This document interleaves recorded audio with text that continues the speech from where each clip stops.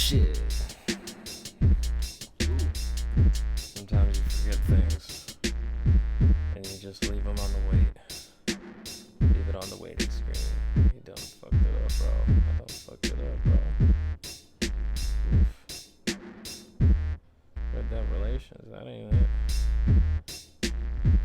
It's actually WCO transmission. It's actually WCO transmission 06152020. Done. Oof. How unprofessional. But that's me though. And it's been too long. Because a lot of shit gone down in the autonomous zone. The city formerly known as Seattle, now called Chaz. Just kidding, it's only a little zone inside of Seattle. It's got news, it's got things going on, and I think it's about time we caught up. I don't know about you, but I think it's about time. So, here we are. The old Google search. Here I am, ye old working class observer. And, fucking we. We got news of the aorta. I like that. Like a couple of these that I've been following a bit have already been like showing up. A couple of these websites specifically, Google's holding it down for me. I appreciate that. Don't let me lose these sources. They're very vital to my cause, which I hope to contribute to the cause. So right away, fuck the business. Like, let's straight get to pleasure, bro. It's Monday. Boomtown rats in the house. And Trump excoriates Inslee, Seattle mayor, over autonomous zone. Everybody keeps using this word now, since the president used it. Excoriates. I don't know what it means, and I'm not going to pretend to. So I'm kind of pissed that everybody thinks it's cool to put it in their headlines and their tweets. So, let's get in it. I think it just kind of means like scolds. Fuck it. The podcast can't see this, but might as well look up the definition, right? It's a disorder, so excoriation is a disorder, so we learned that. Censor, criticize severely. So, alright. It could mean scold and it could mean shun. It's right in between the middle of that. President Trump on Monday, this is from The Hill, laced into Washington Governor Jay Inslee and Seattle Mayor Jenny Durkin for failing to break up a group of protesters who have occupied portion of the city, though he declined to offer specifics on when or how he might intervene. Trump has fixated over the past week on demonstrators living in what has been dubbed the Capitol Hill Autonomous Zone in downtown Seattle, ridiculing the movement as a group of radical anarchists. Don't forget thugs, Hill. Please. Put some spec in our name, bro. He has focused his ire on Inslee, a former Democratic candidate for the White House who has previously tussled with Trump and Durkin, accusing the two leaders of being weak. He wants force used upon these people. He wants force used upon civilians to, enforce his rule. Does that sound like a legitimate government? Does it sound justifiable? If you go on the live feed still to this day, it seems like a very hippie scene. Incredibly hippie going on. Hit the YouTubes. Again, you can find this in the archives of the YouTubes if you're listening to the podcast, or you can find it live on Twitch whenever I seem to find the fucking time to be able to do this. Let's see, where do the fucking... Alright, Seattle Autonomous Zone. These are just handing out sources, knowledge is power, and I want to be the plug, bro. Alright? Let's see, you gotta find features live Boom. We still on YouTube. Oh, wow. There's even more cameras than there used to be. Strange how it seems to be growing. It's pretty cool. So yeah, you can go here. There's several. I'm tuning in here on Anunakai Jack, his channel with the live feed, and it's got about 6 cameras in different areas. It looks like they even have kind of a market, like a farmer's market going on. That's like the size of maybe like 6 hexagons. No, that would be like 2 hexagons in a civilization. I over exaggerated that, but it would be like 2 hex. Yeah. Yeah, and they still have the beautiful mural that everybody, at Main Street, Black Lives Matters. It's wonderful. Look how peaceful it is. People just chilling. Just chilling. If you're on the podcast and you can't see it, you probably cannot see that they just chilling, but please take my word for it. Look up these videos. They are just chilling. It's great. It's great. It seems like a cool vacation spot in a time when there seems to be no escape. Quote, you have a governor who doesn't do a damn thing about it, and you have a mayor that doesn't know she's alive, Trump said Monday. If they don't do the job, I'll do the job, Trump added. But when pressed for specifics, the president demurred. He suggested he could do about, quote, 10 different things, unquote, to disperse the gathering, then launched into a diatribe accusing the news media of failing to give the protests adequate attention. I would agree with that, and I'll get into that some more. Trump said he has no timeline for taking action, but that the federal government is watching the situation closely. Of course they are, and I'm sure timeline and timing is everything. Quote, So look, the governor has to call out the troops. Do what he has to do. Has to call out the National Guard, Trump said. He has to do something, because you know the problem with what happened in Seattle is it spreads. And all of a sudden, they'll say, let's do some other city. We're not going to let it happen, he continued. So timing's very important. Hey, we're all set to go. We're watching the process, but the most amazing thing about the process is how the fake news media doesn't want to cover it. That was my comment. Protesters have been occupying the autonomous zone near a police precinct for roughly 1 week following protests where law enforcement used tear gas and flashbangs amid clashes with demonstrators. True this is. The autonomous zone has blocked vehicles from entering, though people can enter and exit by foot. The protesters are pushing for an overhaul of local enforcement, with some advocating for decreased police funding in favor of community programs. Right. I have a bit of a issue with this issue of the Hill, is that, the protesters are pushing for an overhaul of local law enforcement. Great time to insert the Medium article that has actually all of their demands, not only asking for law enforcement change, but also economic and health. And I think public schooling. The protest comes amid a broader national conversation about police brutality and racial injustice in the wake of the death of George Floyd. Police brutality and systemic racism. I wouldn't say racial injustice. Conservatives, and Trump in particular, have seized on the Seattle protests and highlighted altercations within the autonomous zone to paint the group as anarchists and thugs. Don't forget thugs. We deserve our cred. Who illustrate the need for law and order. So because there's a bunch of anarchists running 6 blocks in Seattle, we really need law and order in a time when there seems to be a lot of lawlessness. Or maybe we need compassion when there seems to be a president who doesn't want to meet halfway on terms. No compromise is, unfortunately, a very authoritarian way to run a democracy. I don't know if y'all feel that way. Still, it's unclear whether, back to the article, it's unclear whether Trump will get involved in the situation. He has threatened in the past 3 weeks to send the military to cities dealing with unruly protests and to intervene when New York City saw looting and vandalism. But he has yet to take definitive action beyond Washington, D.C., where the federal government has more power because the district does not have a governor. Yeah.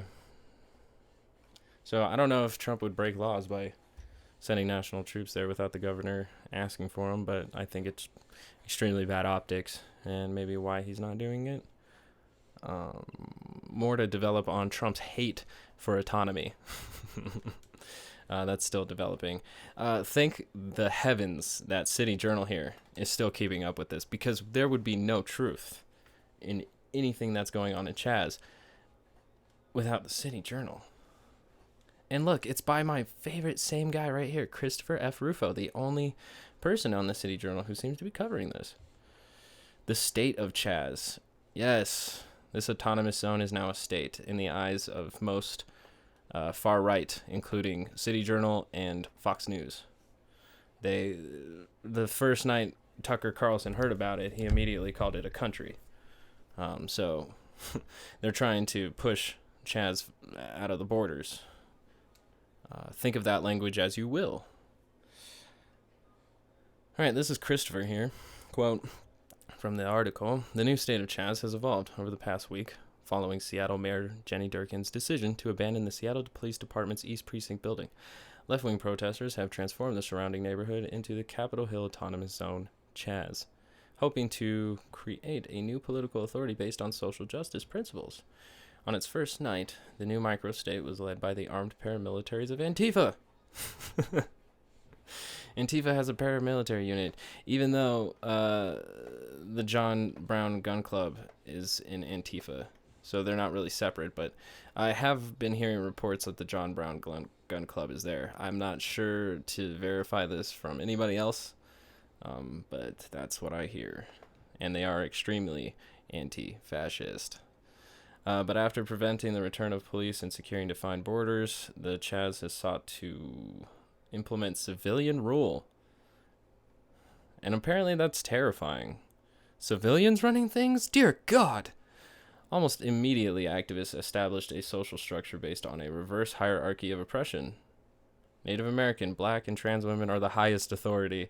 Diversity determines individual social status, and whites are called upon to perform rituals of atonement. This is why I love the right. They're so paranoid about the dumbest shit. All right, let's get it. Through a series of speeches and community gatherings, activists have sought to implement the social theory of decolonization, which in the words of Black Lives Matter activist Nikita Oliver means overthrowing capitalism, eliminating the structures of patriarchy, white supremacy, and classism, amen, sister, and returning the land of the autonomous zone to displaced Native American tribes. He's lying. In practice, the Chaz leadership has taken small steps toward reversing the power structure and redistributing resources. Black and Native American speakers have been, quote, centered in leadership roles in all community meetings, with white audience members, quote, asked to move past guilt or fragility and commit to long-term action and accountability. I'm going to click this one source that they have out of this entire article so far. Okay, it's from Notes from the People's Assembly in Chaz. So it's from another blog, which has a pretty cool scrolling effect. Written by Lily Raby.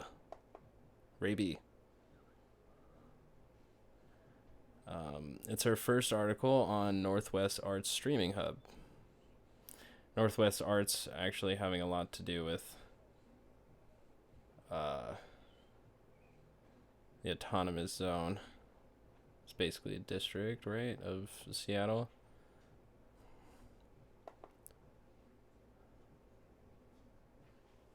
Alright, well, okay, so this has definitely been open for a while. But this is the first that they've written about Chaz. Article dated about actually 4 days ago. It's strange that they would put this giant article as a source, but I guess powerful black and indigenous women stood up and shared their voices and their stories. One indigenous leader pointed out, we must talk about environmental racism, the racism that keeps us from protecting our Mother Earth. I guess he's just kind of abstracting leftist ideas, because, I mean, even when you kind of go into this, I don't see a lot of libertarians and conservatives being that concerned with this kind of talk. Protesters were reminded that it is a marathon, not a sprint. A woman who has been on the front line every night of the protest urged everyone to take care of their body, mind, and spirit. I'm going to have to read this article completely separately, because this sounds like a little bit more on the ground, but I'm going to get the article that he sourced from Chaz's Playing with Fire and get a bit of the last thoughts here. So this is from the source that he posted, which is another giant article about one person's experience in this area, which I would have to take a lot of time to read again without reading the rest of his shit. So let's get to the quote. So what is my takeaway? Chaz needs clear direction, clear leadership, and clear strategy. A local leader, Vivian Hua, summed it up well. Quote, I don't think that the folks who are showing up are serious about collective liberation and will put in the work. Oh, I read that so wrong. Quote, I do think that the folks who are showing up are serious about collective liberation and will put in the work for the Black Lives Matter movement. They're even willing to suffer in some pretty intense ways, if one looks to the day after day of tear gassing that they endured. But there is a serious need for more systems thinking and education around strategy and organizing, especially as it is passed down from black leaders and natives as well. How long? So I think the person who wrote this article is a lot more hopeful than City Journal's Christopher Rufo. So he sourced that as proof that Black and Native American speakers have been centered in leadership roles in all community meetings with white audience members.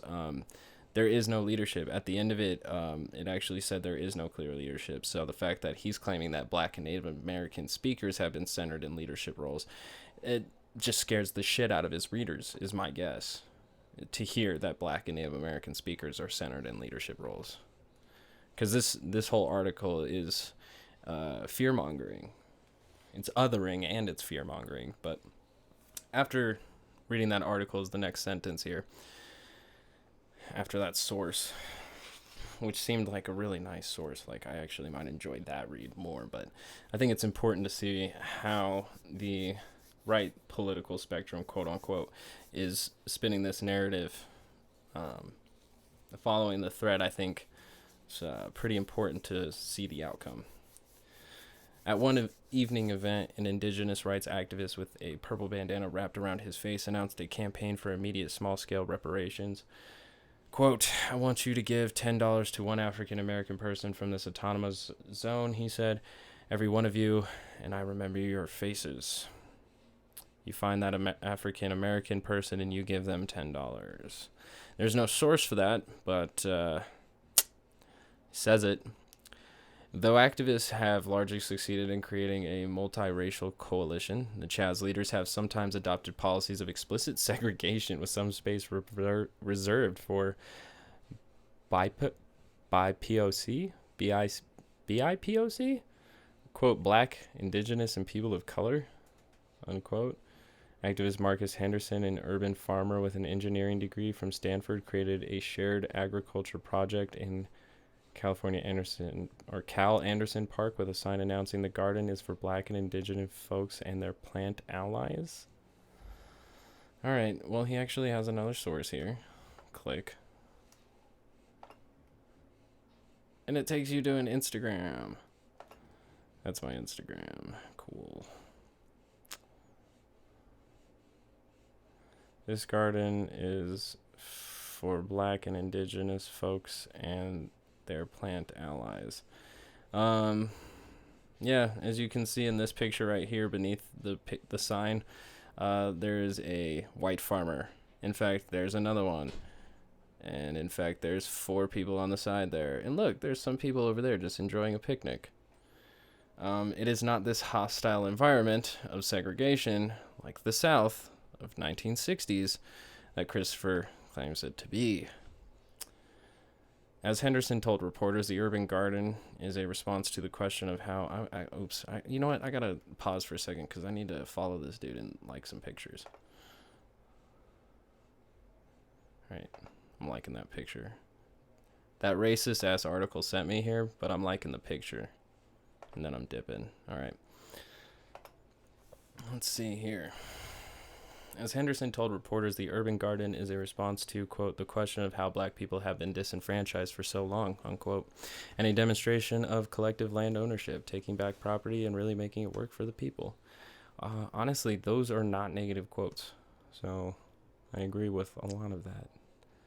It's just the spin he's adding to it is obviously like the type of shit that just scares white people who are too white for their own good. A few days after Chaz declared independence, activists began to consider formalizing the governance of the Autonomous Zone. All right, he has a source for this. KUOW, NPR reports Chaz chews on what to do next. It's about a 5-minute read. So since residents, business owners, and activists are trying to figure out what's next for this hard-won territory,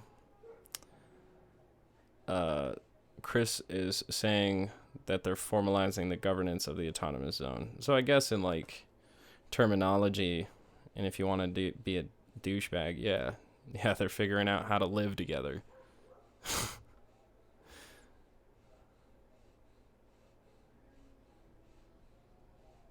It de-escalated pretty dramatically when the cops left the area, and this comes from a guy trying to remain neutral as we can.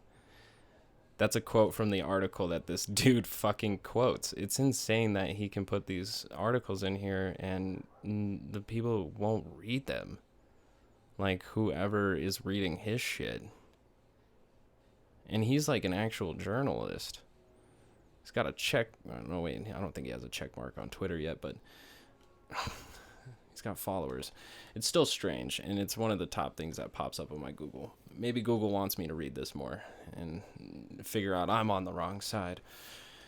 While the protesters were unified in opposition to the Seattle Police Department, competing factions have emerged within Chaz and are now engaged in a struggle to represent the movement. Yep, it's infighting. Yep, and nobody can figure out who wants the power, who must have the power. Black Lives Matter activists like Oliver want the protest to focus on racial inequality and defunding the police. Socialist and anti-fascist groups have emphasized the radical political nature of the protests, with social alternative city councilwoman Kashama Sawant insisting that the occupation must be oriented toward the dismantling of capitalism itself and the progression of the socialist revolution. And finally, a third faction of predominantly white bourgeois young people has attempted to transform the Chaz into a block party with muralists, musicians, and small vendors providing entertainment with political overtones. This guy is such a... Yeah, this guy's top-notch. Top-notch. Yes. Thank you for the white bourgeois young people providing the art. Okay. On June 10th, with the goal of building consensus, and he's just calling everybody else uncultured in like the most slightest low-key way, but like still like throwing class underneath the bus. Like dumb rich people are to blame as well, but like not all rich people. On June 10th, with the goal of building consensus and designating leadership for the movement, protesters organized the first Chaz People's Assembly. After setting up a stage and PA system, one of the initial speakers raised the question of legitimate authority, asking the audience, what's the structure? How are we going to achieve some sort of communal hierarchy that we all feel comfortable with? I don't believe he did that. The audience booed and insisted that the movement should remain horizontal and leaderless. At the end of the People's Assembly, racial justice activist Julie Chang Schulman conceded that no leadership had been established, but that the group had settled on the ideological principles of an abolitionist framework and, quote, commitment to solidarity and accountability to black and indigenous communities. Don't know how that's negative. With this vacuum of legitimate authority, the Chaz has failed to address the critical question of violence, and the most heavily armed and aggressive factions have become the de facto police power. Though the rhetoric of the autonomous zone emphasizes openness and freedom, the enforcers within the Chaz have sometimes brutally opposed dissenting voices. Oh, he's back. He's back. We're going to hear about this dude a lot. A revolving group of vigilantes, including the warlord, Raz Simone, the guy who opened for Macklemore, has forcibly removed conservative journalists and activists. In another case, masked Antifa partisans confronted a Christian street preacher and provocateur, choking him unconscious and dragging him through the streets. And yet, there's no source for any of these allegations.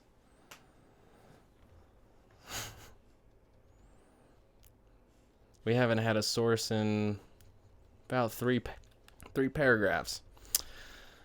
All right. How will the Chaz end?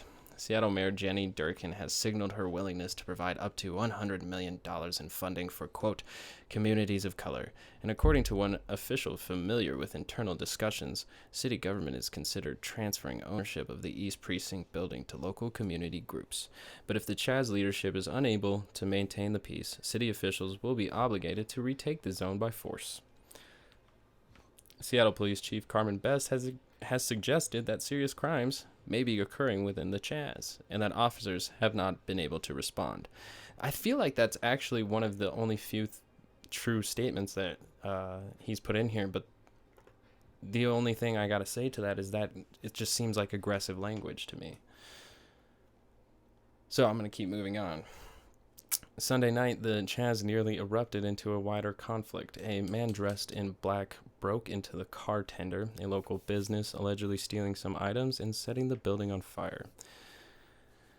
The shop's owner and heavily armed companion put out the fire and detained the alleged thief, prompting a mob of protesters to swarm the area, break down the fence, and confront the shop owners. Believing a rumor that the thief was being held at gunpoint, after a tense exchange, Raz Simone, the warlord, and the mob eventually chased down the alleged thief and forcibly detained him. Despite multiple calls for service, the police refused to intervene. Not sure any of this is true because, again, no sources. And has the convenience of saying that Raz had all the journalists kicked out. It's not true. The zone's been fairly transparent with all these cameras and live videos. It's very strange to be hearing all of these violent acts, but they're only being reported on one side of the spectrum. And it's a spectrum of the side that the side of the spectrum I haven't really heard of, because City Journal is brand new to me, but it already seems like it's trying to swoop in on that One American News Network success, just trying to swoop in on that, because since they can spread fake news like a motherfucker, why can't he? In the end, activists may be more comfortable in the role of revolutionaries than that of state builders. And here's where Sir Christopher becomes dumb, is that there is no difference between revolutionaries and state builders, or even revolutionaries and community builders, because really a self-sufficient community is just a community of revolutionaries, one could argue, but hey, we haven't really gotten there yet, so maybe we can't argue that. In recent days, some have argued that the autonomous zone's name should be changed to the Capitol Hill Organized Protest, or CHOP, an onomatopoeia for the swift downward flight of the guillotine. I actually may not be opposed to this. I'm upset who thought of it, which seems to be the right, but I like it. Whatever name activists choose, the governance of Chaz Chop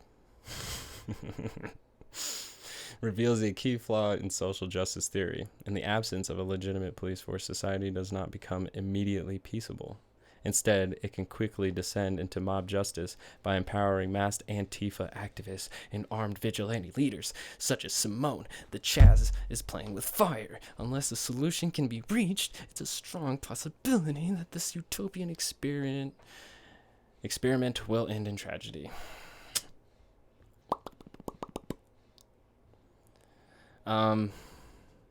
This guy says that this is a crisis without much proof, except for a beautiful Instagram of wonderful gardening and a couple of articles talking about what a wonderful hippie experience it is behind these barriers.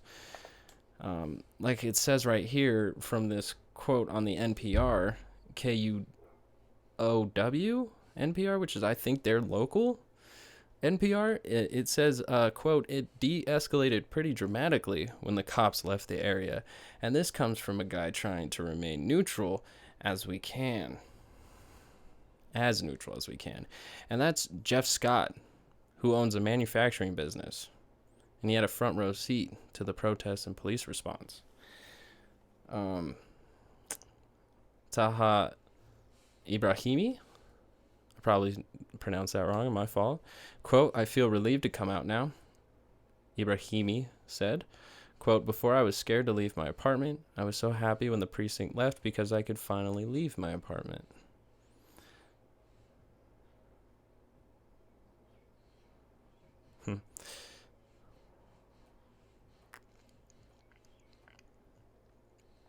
Yep.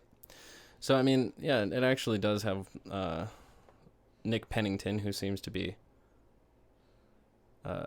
pretty upset. Said the neighborhood's gotten dirtier. So, yeah. There's probably some people that's got some grievances, which I could, see the community having to deal with and hear out. But the violence that Christopher F. Rufo describes in his City Journal article, just, I don't know if that scans. I don't feel that it scans, especially with the sources that he does not provide. Not showing any violence. He describes very violent scenes with no sources, but then when he describes actions within there, the sources he provides send genuinely positive messages. So, you get an F on your report, sir. So, mynorthwesthere.com is another one that's from the local. And it's already being called CHOP by Lauren Culp. CHOP is what happens with far left people in government.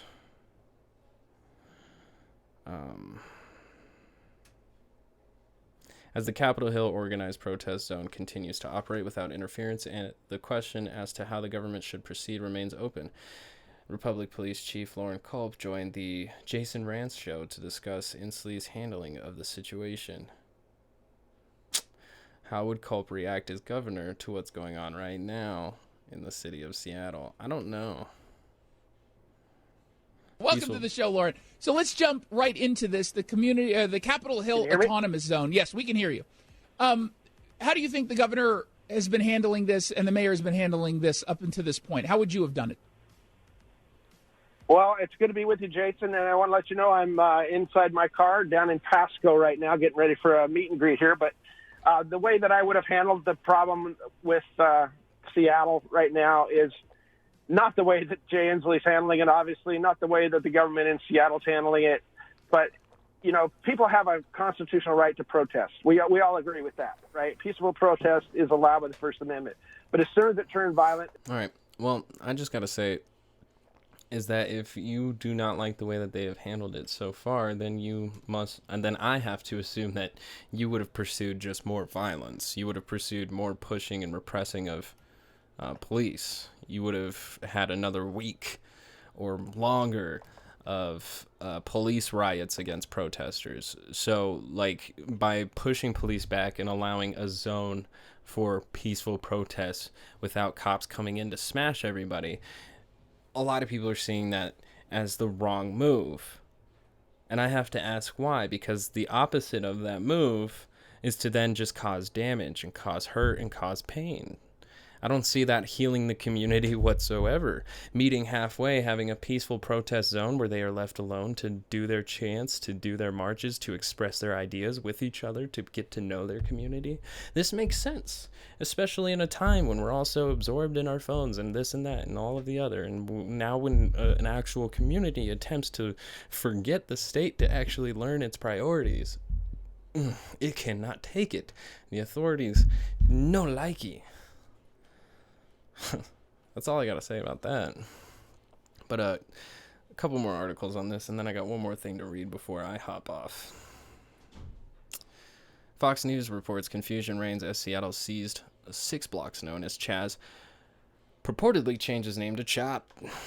See, it's only the right that is now pushing Chop. We're not trying to secede. They're not trying to secede. Fox News is funny. They quote probably a protester or somebody that's there, part of the movement, saying that they're not trying to secede, because they're not. Fox News, the first night that they heard about it, said that they were trying to secede. It's funny how Fox News is really trying to spin this as like something completely idiotic, and it really undercuts the First Amendment to a point where I think they really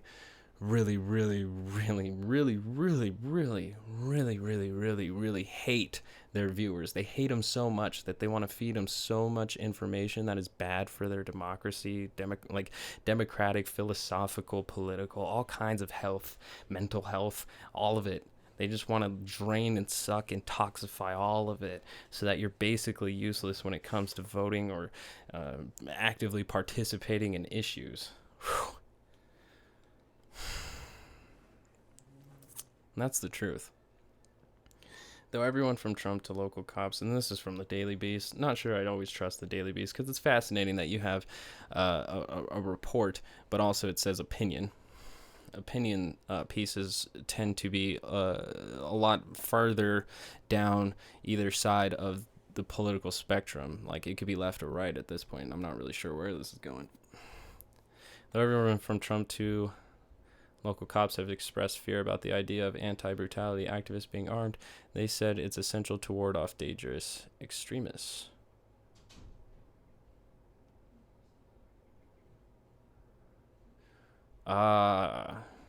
Yes. I think this one might be an important read before I get into my last read, because I've been recently learning about the Puget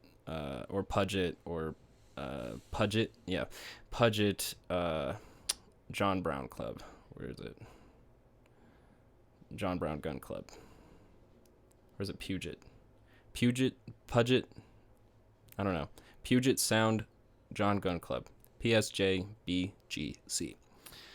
So I'm going to read this one just because I have been hearing of this group recently, and it makes sense because I was asking the other day, like, how are they going to protect themselves from extremist movements? Because without police, it does leave them vulnerable to boogaloos or white supremacists in general, 3%ers, what have you.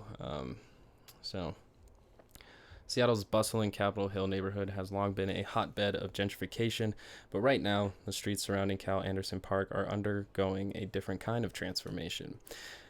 Over the past several days of its remarkable existence, the Capitol Hill Autonomous Zone has captured radical imaginations across the country and struck fear into the hearts of conservative politicians and right-wing media pundits, including the president.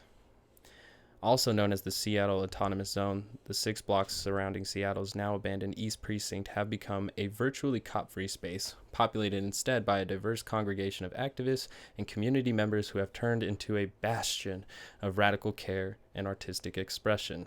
Because that's what the left do, baby. I mean, if there wasn't a political spectrum, I don't know what we would call it, but you gotta guess that the ones who want radical change are probably really creative. Last week, the area resembled a war zone, as Seattle police fired tear gas canisters into the crowd and choked out the neighborhood. Now there is a community garden, a harm reduction clinic, a free food co-op, and artwork everywhere, and local businesses are on board. As Vixen, a Seattle resident who has been participating in the protests and declined to give a last name, told the Daily Beast from a quiet spot behind the barricades, this place has gone from being filled with explosions and tear gas to being a place of healing. Comparisons have predictably been drawn between Chaz and the Occupy movement, but in the place also known as Free Capitol Hill, there's one crucial distance. This time, some of the protesters are armed. Members of the Puget Sound John Brown Gun Club, a leftist community defense and firearms education organization that gained a spate of notoriety last year when a former member, Willem Van Spronsen, set fire to an ICE parking lot, have been a constant presence. The club is often asked to provide security for protests and rallies around the Seattle area, And while their involvement in Chaz is structured more loosely, the presence of armed civilians has raised a few eyebrows. Leftist gun clubs have been on the rise, and organizations like the Socialist Rifle Association, of which, full disclosure, I am a member of, Huey P. Newton Gun Club, Trigger Warning Queer and Trans Gun Club, and other chapters of the John Brown Gun Club have successfully introduced the issue of gun rights and firearms education into the broader leftist discourse. And Seattle John Brown members have generally been showing on an individual basis rather than as part of a coordinated campaign. But as Nick, the group's towering spokesperson, who, like other members, requested his full name be withheld given law enforcement's fixation on left-wing activists, told the Daily Beast the group was also tapped to provide a security escort for, quote, some very prominent black voices who were doing speeches here in the autonomous zone following the events of last Sunday evening. You can grab them. Sorry, man. Bobby, come on. Look alive. Pardon the technical difficulties. Bobby, come on, let's go, come on. Tucker, come on, let's go, come on. Let's go, Bobby, come on, up. Come on. You know what's going on. Come on, up. See you later, Bubby. Good boy. That was Bubby, ladies and gentlemen. Back to the article. That's when a man armed with a Glock with taped-on extended magazines drove into a crowd of protesters and shot a civilian named Daniel Gregory in the arm. According to Nick and local news reports, the driver then ran over to the police, where he was taken into custody. Though a suspect has since been charged with first-degree assault, Vixen told the Daily Beast, quote, we have to rely on each other to protect each other. So right now, while police mostly steer clear of the zone, that's what they say they're doing. That was the article. That wasn't me giving snide comments, but right-wing media has worked itself into a lather over the specter of armed leftists patrolling the area's makeshift borders. But that hysteria only underlines what activists see as their profound misunderstanding of both leftist gun culture and what exactly these people are defending themselves against. As Nick explains, they're there to discourage white supremacist groups, accelerationist boogaloo boys, and violent gangs like the Proud Boys from trying to harm the people inside. Bum, ba-da-dum, bum, bum. Quote, it's not like our club is going force to force against the police. That's not what we do, he told the Daily Beast. Their second and arguably more important goal, they say, is to ensure that everyone who is carrying inside Chaz is doing so safely and responsibly, and ideally with community buy-in. According to Nick, members have been joined out on patrol by other armed locals, a hodgepodge of, quote, random community members, affinity groups, and Antifa that aren't labeled with a specific group. To broaden that, instead of it having it abbreviated, it's a hodgepodge of, quote, random community members, affinity groups, and anti-fascists that aren't labeled with a specific group, who have reportedly been helping to fill in gaps in the barricades. The PSJBC's approach, as they describe it, is heavily focused on de-escalation, and they've been leaning on that training as various tensions have surfaced. Quote, that's kind of the world we live in, right? We have people who are disciplined with firearms and people who get into firearms who don't have that discipline. So when we see it, we're not policing people. The best we can do is educate people, Nick said. Quote, other people are carrying, and we want to make sure that people are carrying safely. So we're also discussing whether we can do trainings for people here, unquote. It's worth noting that Seattle's mayor, Jenny Durkin, set a ban on weapons on May 30th. In a Saturday statement, a spokesperson for the mayor's office told the Daily Beast of the zone, quote, there have been individuals with weapons. Open carrying is legal in Washington state. While the Chaz is within the area of the city currently under a weapons ban, the emergency order establishing the weapons ban does not mandate enforcement. It gives officers the option to take certain actions, i.e., confiscate weapons, if they deem it necessary. The city will continue to assess the area on a regular basis and work with communities and other stakeholders on a path forward that allows individuals to demonstrate, businesses to continue their operations, and preserves public safety for local residences, the spokesperson added. Officers in the East Precinct have continued to respond to calls. Seattle Police Chief Carmen Best and command staff have been on site at the East Precinct, including yesterday, and some personnel are now staffing the precinct. Unquote. The Seattle PD did not immediately respond to a request for comment for this story. However, Chief Best told KIRO 7 on Friday of the zone, quote, "We don't want to exacerbate or intensify or incite problems that are going to lead to harm to the officers or the people who are standing by. We know that several are armed. We want to make sure that we are being very thoughtful about how we respond." Unquote. I really do not like this officer's posturing. That is just my personal opinion. She seems very standoffish and uncompromising, which is a word I've used twice now tonight. As is unsurprising for an evolving occupation composed of numerous organizations and political tendencies, not everyone is on the same page. Oh, Jesus. Reports of warlords trying to fill the vacuum left by the Seattle cops with their own police stylings have been highly exaggerated, but it is true that an activist was seen appearing to hand out a firearm from the back of a car. An action streamed on Facebook, drawing Twitter accolades from an unlikely source, neo-Nazi Richard Spencer. Of course. Quote, "Sure, they are occasionally people open carrying, and usually they're people of color. But all that they're doing is exercising the same Second Amendment rights that the 3%ers and right-wingers never shut up about," Vixens,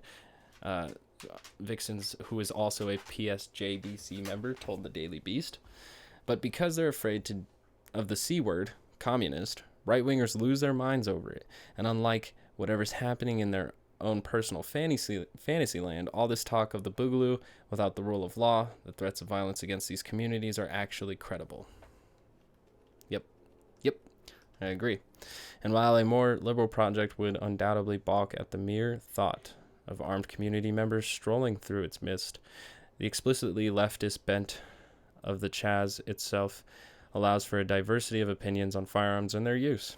Nick said that everyone he's spoken to has appreciated their presence, save for one older white man who spotted a black man open carrying and fretted, "I thought this was a peaceful protest."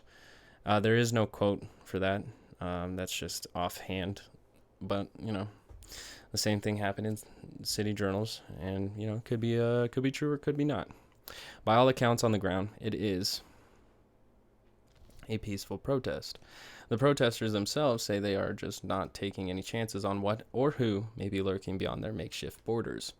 Ultimately, the Chaz is a new stab at an ancient idea. As Scott Crow, anarchist agency spokesperson and author of Setting Sights, Histories and Reflections on Community Armed Self-Defense, told the Daily Beast, "It's important to remember that picking up guns, quote, doesn't make you more badass," he added. That taking an explicitly liberatory approach and focusing on safety and strategy, as PSJBC members say they've done, is paramount. Quote, "Guns are not automatically the most protective thing that you can have. Only in certain situations do they work," he explained. "In my analysis, this is the time when it's needed. This is the time when you can go forth and protect the people who are there from random gunshots or anything without escalating the situation further." Unquote. There is no telling how long Free Capitol Hill will remain in its current form. Seattle police have begun popping up inside its Fox borders. Donald Trump, who deemed its inhabitants domestic terrorists, has called on Governor Jay Inslee and Mayor Durkin to break it up and threatened to use military force if they refused his demands. Both essentially told him to kick rocks. And Socialist Seattle City Council member Kshama Sawant has floated legislation to convert the East Precinct into a permanent community center for restorative justice. Sawant, who also recently brought forth legislation banning police from using chemical weapons and chokeholds, said on Twitter that the process of deciding that conversion must include a broad range of perspectives, citing those involved in the Chaz, black community organizations, restorative justice activists, faith leaders, anti-racists, renter organizations, land trusts, and labor unions that have proven that have a proven record of fighting racism.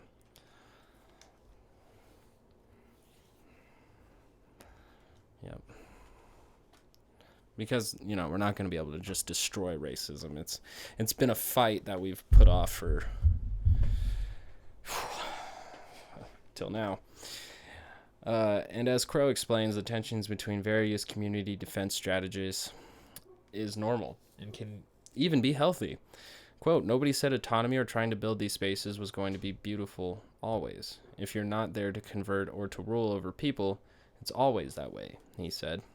He would know, having co-founded the Common Ground Collective autonomous project that took root in New Orleans, Algiers neighborhood in 2005 post-Katrina. Quote, it's going to be messy along the way, and it's okay that it's going to be messy, because we haven't gotten to try this, and that's one thing that I hope we give each other a break about, unquote. For now, occupants of Seattle's autonomous zone are building what they can in the time they've got left, providing a shot of inspiration to activists across the country. Conversations with radical activists suggest that these are discussions going on in at least 3 other major cities about how to follow their lead. If not in having armed civilians on hand, then at least in claiming public space free of traditional policing. Quote, if one barricade is fairly successful, whatever that looks like, even if it's in anarchist pipe dreams where it seems successful because it did not get shut down by the cops for 2 weeks, they will be duplicated again and again, Crow says. It may not happen in the next few weeks, or it might, but it's definitely going to happen in the future, unquote.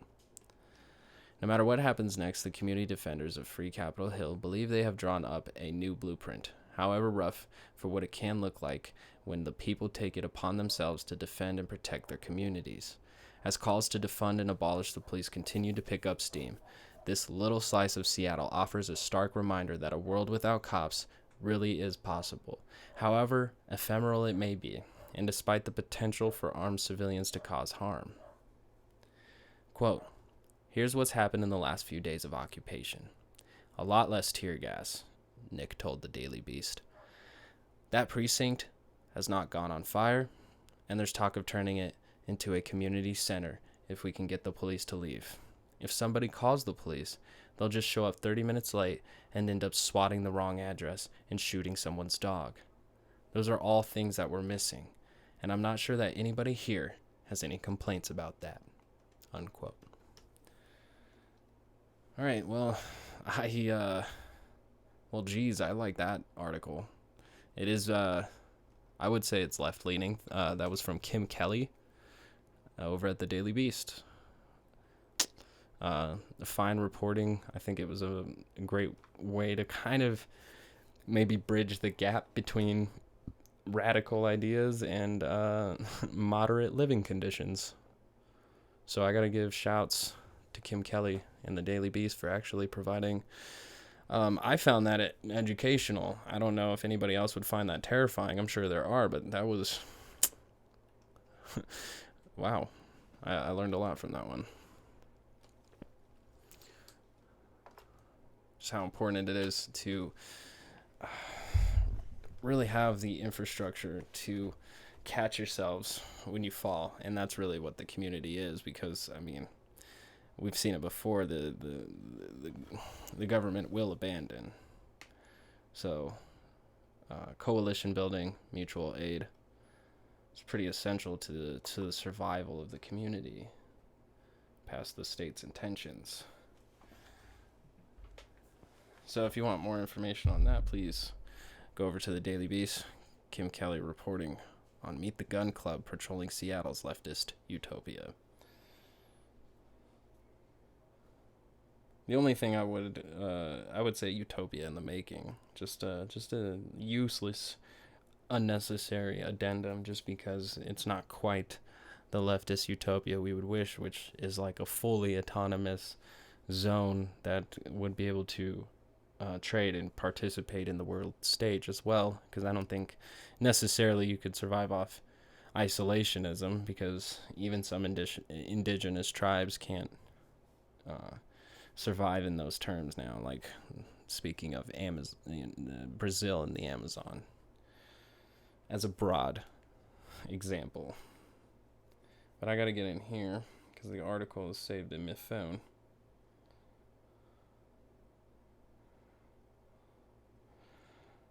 So I save it in my phone here, and it goes into Twitch because I put it right there. Paste, shoot it. Sources in the chat. Oh shit, I don't have my chat there anymore. All right.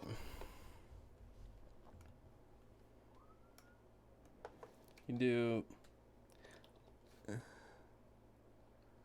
the nation. Yes, I bet the podcast is just getting a kick of listening to me click and search. Let's see here.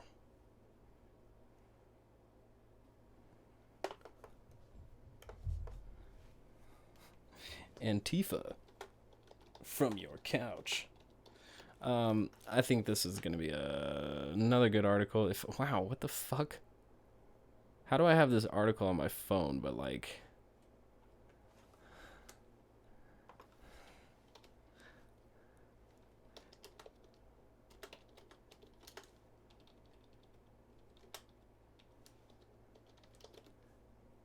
bruh. I typed it in. It's just not finding it. Like, I had to go to like the actual Google. It wasn't in the news segment. The news is just probably blocking out most terms with Antifa unless it has something to do with the president fucking talking about it. I don't know. But that's just what I had seen from that. Not digging it. No diggity.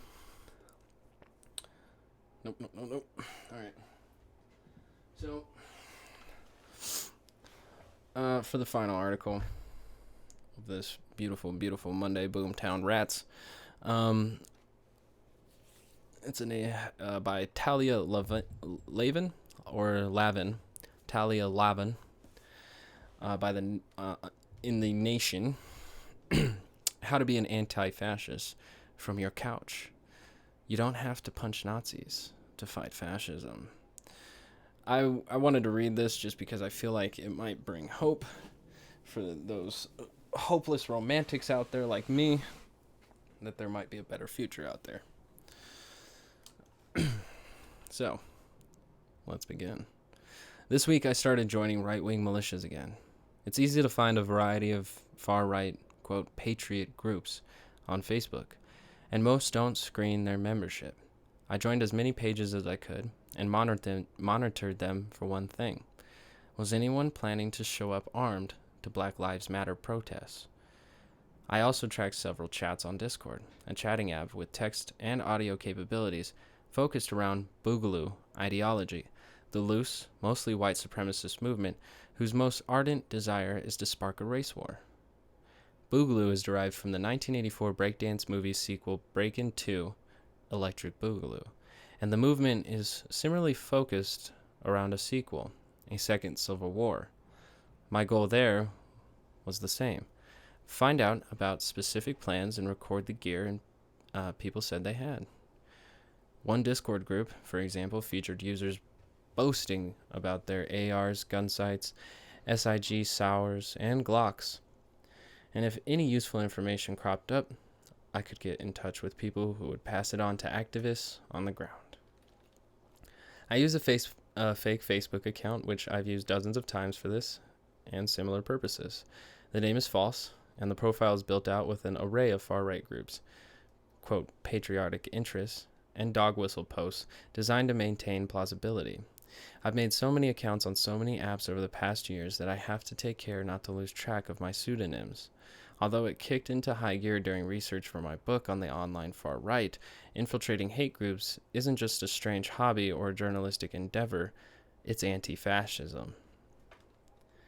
While the image that comes to mind when most people think about Antifa is a legion of black-clad militants ready to throw punches, this kind of research is anti-fascist work too. In fact, monitoring is integral to anti-fascist operations.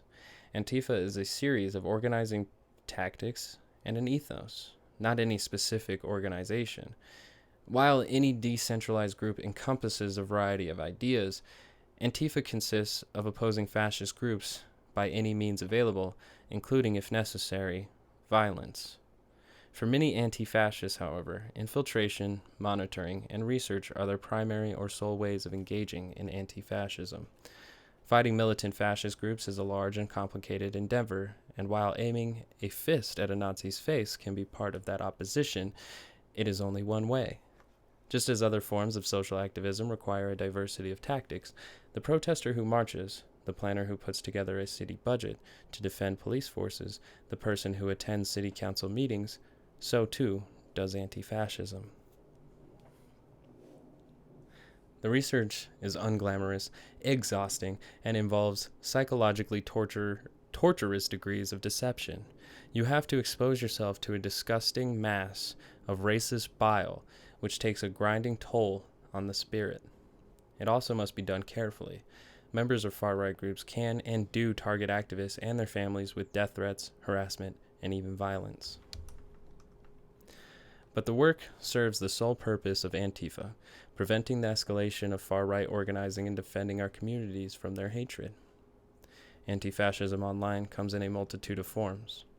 Infiltrating far-right groups can help get the details of upcoming fascist marches, but in other instances, with false identities and nuanced understandings of the tensions between different racist groups, anti-fascists attempt to derail the far right by creating dissent from within. The journalist Aaron Gell reported in Medium's Gen magazine that an anti-fascist operation prevented a sequel to the deadly 2017 Unite the Right rally in Charlottesville, Virginia. Through a scheme involving multiple fake personas and the careful stoking of conflict between paramilitary neo-Nazi groups and the more optics-oriented alt-light, anti-fascists culled a planned 2018 march of 1,000 far-righties down to 20. Throwing punches isn't the only way to protect communities. With a lot of work and a little luck, you can throw fascists off their game. Another important tool of the anti-fascist researcher is the docs, identifying the real people behind fascist pseudonyms. Last month, an anti-fascist Twitter account posted documentation that appeared to show that a middle school social studies teacher in South Carolina, Timothy Manning, was a key organizer of the 2017 Unite the Right rally. In a 20-tweet thread, the account Identify Dixie, a spin on Identity Dixie, a neo-Confederate group that describes themselves as, quote, the true sons of the South, meticulously tied Manning to Discord and Twitter posts by SC Nazi and to enthusiastic planning of the 2017 Charlottesville rally online. Manning allegedly referred to building showers, i.e. gas chambers, for Jews, used images of SS iconography, and deplored kike power. Identified Dixie seems to show Manning arranging transportation and accommodation for the members who shouted, quote, Jews will not replace us, in Charlottesville. All the while, he taught children and coached the girls' volleyball team at Pleasant Hill Middle School in Lexington, South Carolina. One day, after the anonymous account posted the damning documentation, the school placed Manning on his administrative leave. Though Manning denied having Nazi ties, a further investigation by the state revealed other white supremacist social media activity by Manning and his father. Last week, Manning quit rather than wait for a reinstatement. I spoke to the person behind the Identified Dixie Twitter account who wishes to remain anonymous about the role of research in anti-fascism. Quote, I feel that knowledge is power. The distance of being online has always allowed people to feel more comfortable saying and doing things they wouldn't ever think about doing face to face. Unquote. The person told me by Twitter DM. Quote, I use that same anonymity to show the extremist online abusers to their community. I feel community shame kept many from being bad before, and I bring that aspect back to their lives. The online spaces where fascists congregate are spaces where hatred is open and gleeful. In the chats I've monitored, I've seen countless racial slurs, grisly videos of black people dying, the exchange of racist books and texts, and incitement to violence against Jews. But when these streams of invective are tried are tied to a face and a name and revealed to neighbors and employers, a social cost is reimposed on such racist behavior. The person behind the identified Dixie Twitter account told me that since establishing the account in 2019, they have unmasked 3 different teachers, a Florida highway patrolman, and an active duty military officer as being part of neo-Nazi and neo-Confederate groups. Their primary sources are an archived edition of a Facebook vetting group that required would-be neo-Confederates to confirm their real name and face before joining Identity Dixie, and the massive searchable cache of far-right Discord chats leaked to the leftist media outlet Unicorn Riot. The rest is careful cross-referencing on social media and search engines from Google to Bing and Yandex. Over the course of 2 years, the activist has outed 30 members of Identity Dixie to their communities. I'm a Southerner, they told me. It's why I target them mostly, and why their hate is a danger to me and those I love. That was Identity Dixie. The core of Antifa is just that, protecting those you love from hatred. For those not temperamentally inclined or physically able to hit the streets or to hit Nazis, there are ways to participate that are no less valuable or radical. Research and monitoring take fortitude, savvy, deception, and a willingness to engage in obsessive digital sourcing, but are necessary work. This is not terrorism, as the Trump administration claims, but the prevention of terror. And if you're willing, you too can be an anti-fascist from your couch.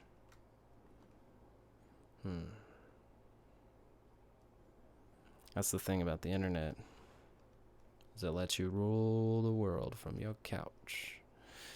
And yeah, I just wanted to leave this solemn Monday night with that wonderful Get To It article by Talia Levin. Jeez. I am the worst of the worst, but I have been your best host that I could be. If you do all that reviewing and liking and subscribing, all that shit that people say, or don't.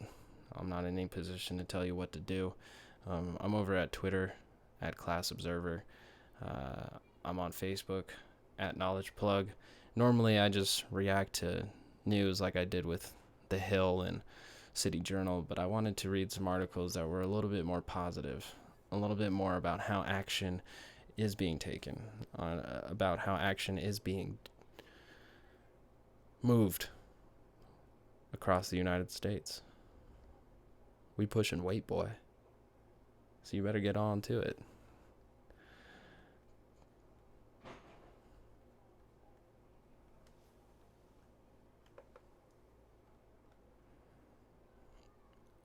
And always remember,